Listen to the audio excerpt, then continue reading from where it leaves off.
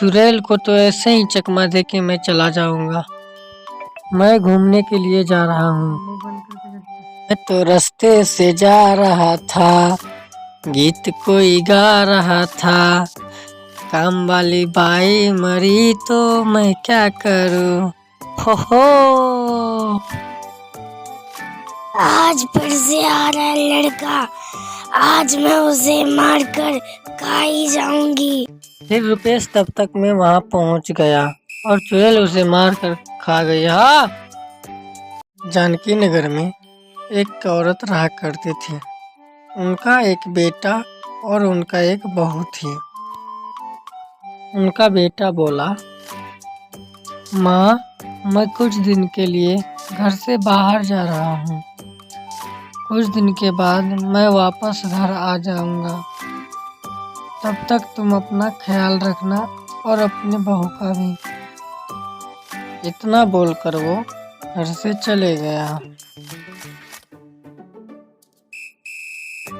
बेटा के जाने के बाद औरत बोली अपनी बहू से, बहू, मुझे थकावट सी हो रही है, मेरे लिए एक कप चाय लेके आ। फिर बहू बोली अपनी सास से, बोली, बुढ़िया, मैं तेरे लिए चाय लेके आऊंगी। जब तक तेरा बेटा था तूने मुझसे बहुत काम करा लिया, अब तो गया तेरा बेटा। अब तू देखती जा तेरे साथ क्या क्या होता है। अब ना तुझे चाय मिलेगा और ना ही खाना। इतना बोलकर बहू वहां से गुस्से के मारे चली जाती है और बुढ़िया थकावट के मारे वहीं पर सो गई। अगली सुबह सास बोली अपनी बहू से, बहू, मुझे बहुत जोरों की भूख लगी है, जरा मुझे खाना दे दो, नहीं तो भूख से मैं मर ही जाऊंगी।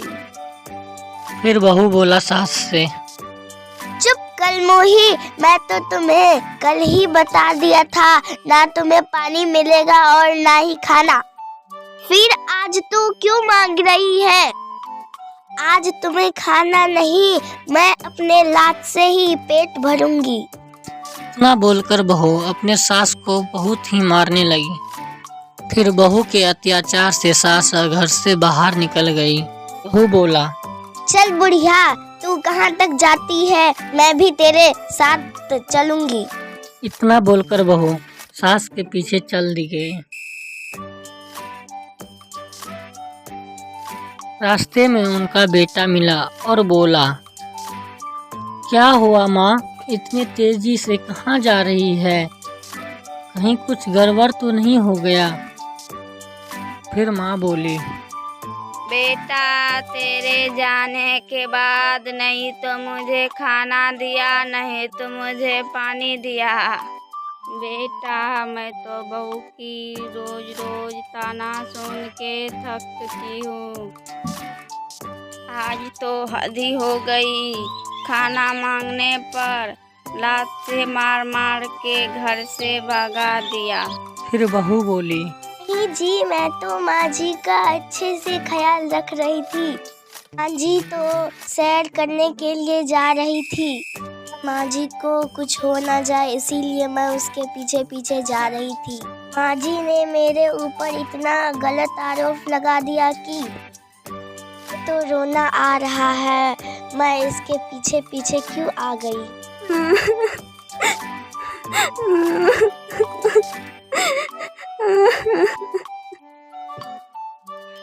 बेटा बोला अपनी पत्नी से, चुप चुड़ैल, तू मेरे माँ के साथ चुड़ैलों जैसी हरकतें करते आ रही है। मैं कोई बाहर उहार नहीं गया था, मैं तो पड़ोस के घर में बैठकर तेरा ही तमाशा देखने के लिए बाहर जाने का बहाना बनाया और तेरा तमाशा मैं बहुत अच्छे तरह से इतना दिन से देखते आ रहा हूँ। आज जब तुम मेरी माँ को मार रही थी तो मेरे अंदर का सहन शक्ति खत्म हो गया, इसलिए मैं आज तेरे पास ही आ रहा था। मुझे माफ कर दीजिए, आज के बाद मैं ऐसा कभी नहीं करूँगी। तू कितना भी गिड़गिड़ा ले, मैं तुम्हें माफ करने वाला नहीं। जा मेरे घर से निकल जा। इतना बोल के घर से उसे भगा दिया और वो रोते रोते चले गई। मधुबन गांव में एक औरत रहा करती थी और उसके साथ 2 बच्चे भी रहा करते थे। एक का नाम था अंगद और दूसरे का नाम था एक दिन औरत बोली, सुनो बच्चों, मैं बाजार से सब्जियां लाने के लिए जा रही हूँ। तुम सब घर में ही रहना, क्योंकि गांव में शोर है कि जंगलों में चुड़ैल रहती है, इसलिए गांव से बाहर नहीं जाना। इतना बोल के वो औरत घर से बाहर चले गए। फिर पुकी बोली, अंगद भाई, सही में क्या जंगल में चुड़ैल रहती है? अंगद बोला, पता नहीं जंगल में चुड़ैल रहती है या नहीं। चलो जंगल में जाके देखते हैं चुड़ैल है या नहीं। फिर वे दोनों आपस में बात करते हुए जंगल की ओर निकल गए और बोल रही थी कि जंगल में तो कुछ दिख नहीं रहा, पर आदमी उसे डराने के लिए गांव में अफवाह फैलाई जा रही है।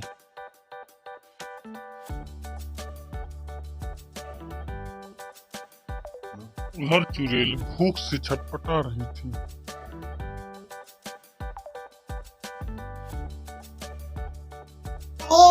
बहुत दिनों से कोई इंसान भी नहीं मिल रहा है, ऐसे में तो मैं भूख से मर ही जाऊंगी। तभी वहां से वो दोनों भाई बहन उसी रास्ते से जा रही थी। उन दोनों को देखते ही चुड़ैल उठकर खड़ा हो गई और खुशी से हंसने लगी। आज तो मुझे 2 इंसानी बच्चे मिला है। मैं इन दोनों के खाकर खुशी से अपना पेट भर लूंगी, फिर मुझे कुछ दिन तक राहत मिल जाएगी। अरे मूर्ख रुक, नहीं चुड़ैल आंटी, मुझे मत खाओ, मैं अपनी माँ से चुरा के आई हूँ। मुझे खा के आपको क्या मिलेगा? मैंने आपका क्या बिगाड़ा है? हाँ आंटी, मैं तो अभी बच्चा हूँ, मुझे खा के आपको क्या मिलेगा? घर पे मेरी मम्मी इंतजार कर रही होगी। ठीक है, चलो हमारे घर पे जाके मैं तुम्हारी मम्मी को भी खा जाऊंगी। रास्ते में एक तांत्रिक मिला और बोला, दुष्ट चुड़ैल, तुम इन दोनों बच्चे को पीछा क्यों कर रही हो? क्या तुम्हें पता नहीं कि मैंने तुम्हें कैद कर रखा था और तुमने बोला कि मैं ऐसा काम कभी नहीं करूंगी, तब जाके मैंने तुम्हें छोड़ दिया था। अरे ये तो वही तांत्रिक है जो मुझे कैद करके रखा था। किसी तरह से बहाने लगा कि मैं यहाँ से भाग जाती हूँ, नहीं तो ये मुझे फिर से कैद कर लेगा। तांत्रिक जी, मैं बहुत दिन से भूखी थी, इसलिए मैं इन दोनों का पीछा करने लगी। भूख के मारे मेरा होश खो बैठा। मैं फिर से यहाँ से वापस चली जाऊंगी, अब फिर से कभी लौट के नहीं आऊंगी। और ये बोलकर वे सब अपने अपने घर चले गए। ये घर का बात माना करो, जो बोलेगा वही करो। ये कहानी से आपको क्या सीख मिली मुझे कमेंट में जरूर बताएं।